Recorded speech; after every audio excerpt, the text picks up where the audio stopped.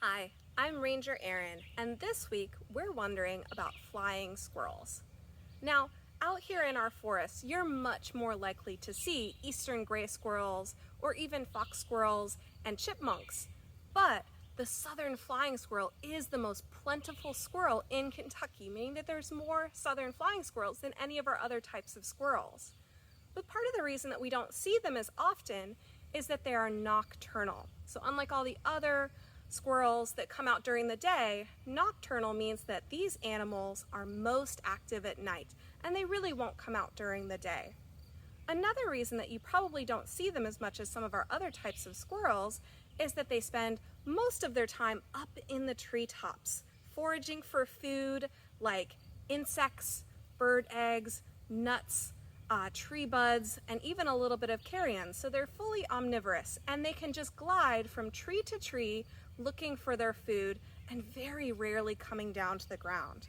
They can come down to the ground, but because of their gliding ability, they're much safer staying up in the treetops. So you might not notice them because you're looking down at the ground and instead they're going to be flying above you. Now, flying squirrels don't truly fly.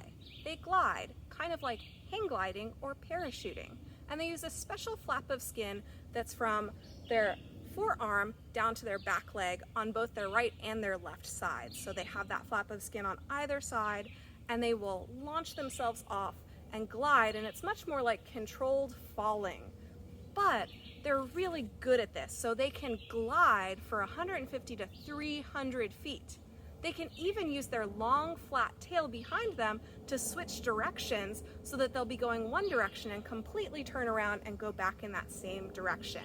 They can fly around obstacles, so they'll jump forward and then they can go around several trees to make it to where they're actually trying to go to.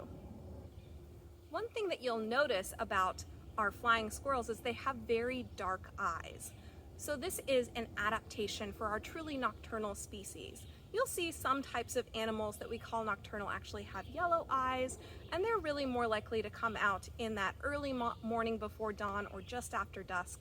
But these southern flying squirrels have very dark eyes because they're truly nocturnal and they're active in those darkest parts of the night.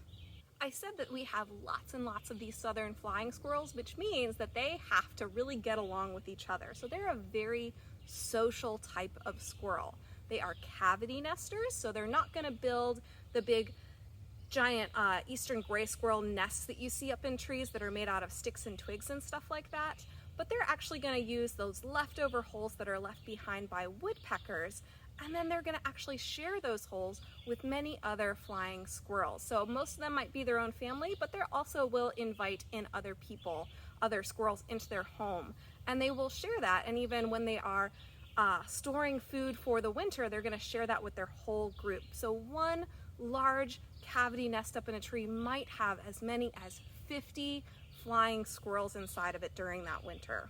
For your indoor activity, you're going to make a glider paper airplane, which acts a little bit differently than the longer, skinnier version of airplane that we usually make. So the glider can hang in the air for a little bit longer distances, but it's not going to be very fast. So it's kind of like our flying squirrel. You're going to start off with a square piece of paper, and you're going to fold that in half. Unfold, and then you're going to take one corner in, and you're just going to line that edge up with that center line that you just folded. And we're going to do that with the other side so that we make a house shape.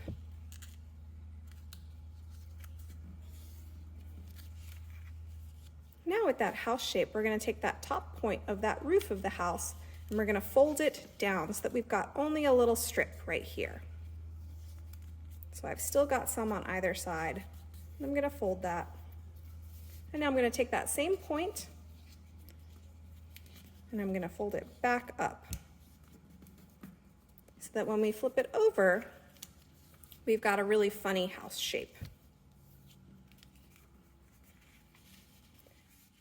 Folding it back in, we're now going to fold out the sides of the wings.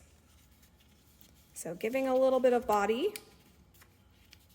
and then one wing, when we flip it over, we can match the second wing to the first wing.